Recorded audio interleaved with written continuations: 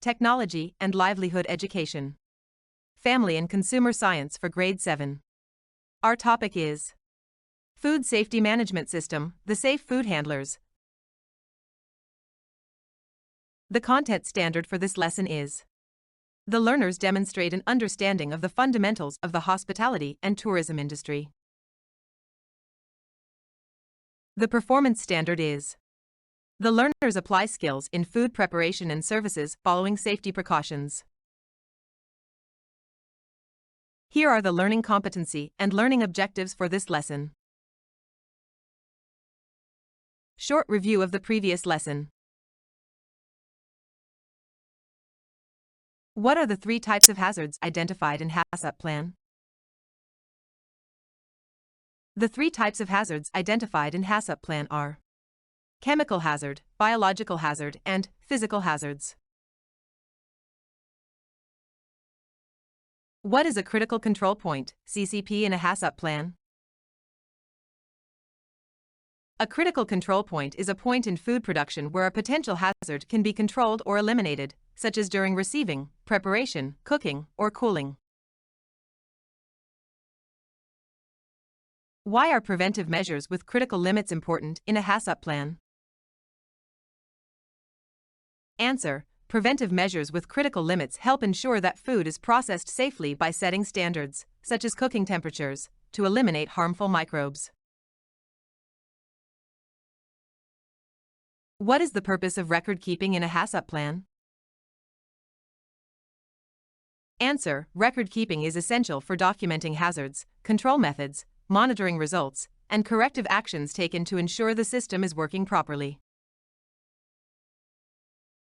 Safety Management System.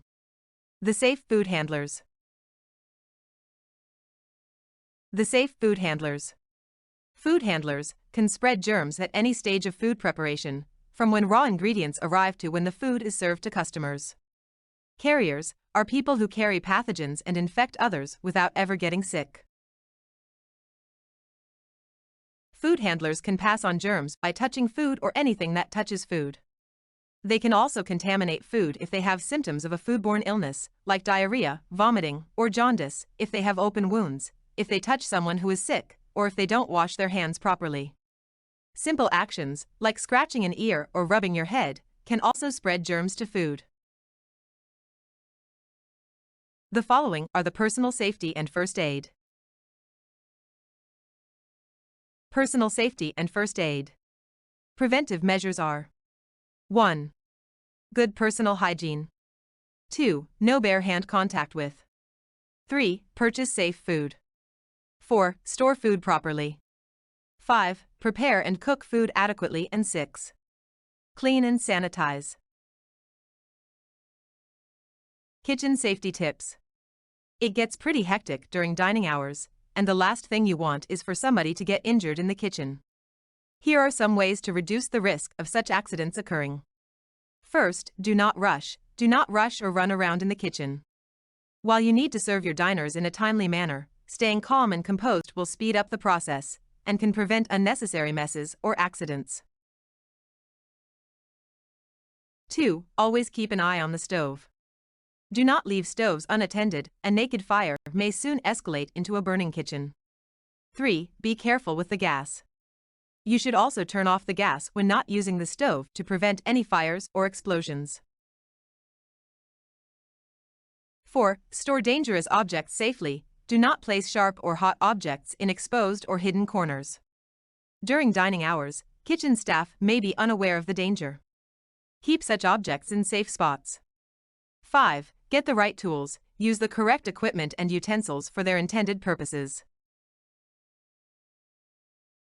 6. Keep careful with the gas. You should also turn off the gas when not using the stove to prevent any fires or explosions.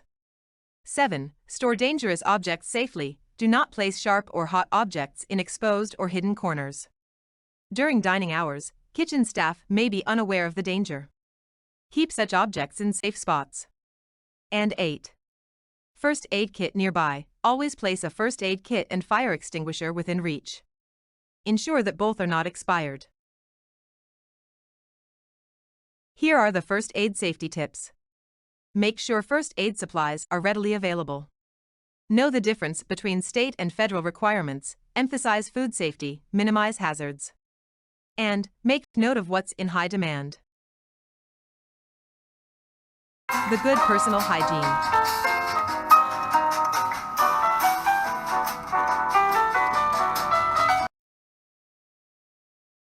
Personal hygiene is often the cause of many food poisoning cases. However, it tends to be deprioritized when it comes to food safety. Observing and monitoring your kitchen staff's personal hygiene is crucial in preventing food contamination. In addition to proper attire, there are simple actions that can have a huge impact on the quality and hygiene of your food. We also suggest conducting regular checks every morning to ensure that your crew is disciplined in maintaining their own personal hygiene. The most important tool you have for preventing foodborne illness is good personal hygiene. Bacteria like staphylococci are found on the hair, skin, mouth, nose, and throat of healthy people. According to one estimate, nearly 50% of healthy food handlers carry disease agents that food can transmit. Food preparers, food servers, or anyone involved with food service to children. Do not allow people with infected cuts, sores, colds, or other communicable diseases to prepare or serve food. Hygiene practices. Attire. For uniforms. Wear a clean uniform every day and only put it on at the workplace. Always wear apron. Different full aprons should be worn at different prep stations like seafood and vegetables. Use gloves. Different disposable gloves to be used when handling raw and cooked food. Wear shoes. Wear only non-slip, fully covered shoes. Don't forget your hairnet to protect the food from falling hair. Another hygiene practices is by hand washing. The single most important means of preventing the spread of infection, illness, and cross-contamination. Here are the proper hand washing procedure. First, wet your hands with running water as hot as you can comfortably stand. Then, apply soap and vigorously scrub hands and arms for 10 to 15 seconds. Then, rinse thoroughly under running water. And finally, dry hands and arms with a single-use paper towel or warm air hand dryer. Hand washing should be done before preparing food, after using the toilet, after sneezing, coughing, or blowing your nose, and after touching foods or other items that may be contaminated with bacteria or other harmful substances. Here are the good kitchen practices.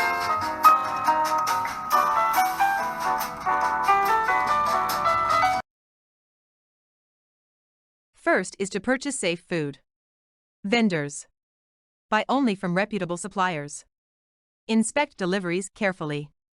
Sample temperatures of received food items. And put refrigerated and frozen items away immediately.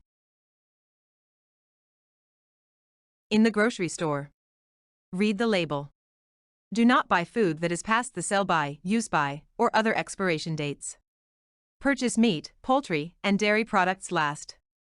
Ground beef should be cherry red or purple red if in vacuum packaging. Place meat, poultry, and seafood in plastic bags to prevent juices from dripping on other foods in the cart. Keep raw meat, poultry, and seafood separate from other food items. Check that all food packages are intact. Select produce that is fresh, not bruised. Store food properly. Keep out of the temperature danger zone.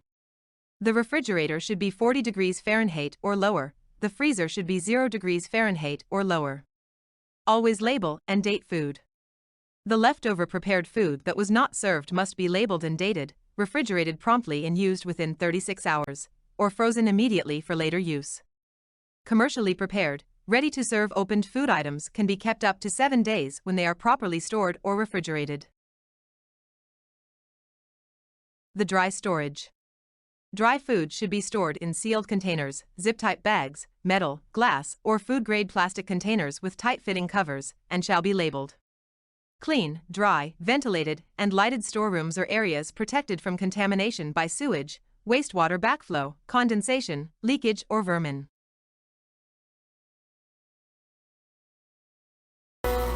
A time to remember.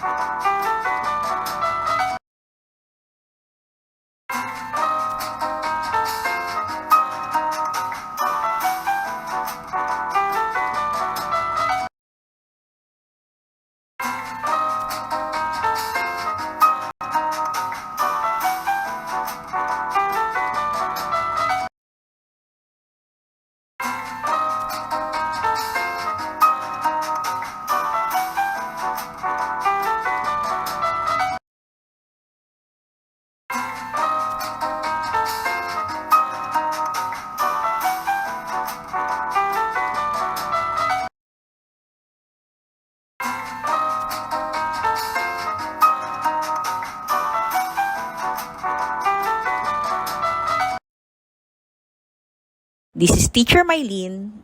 Thank you for watching and please subscribe to my YouTube channel.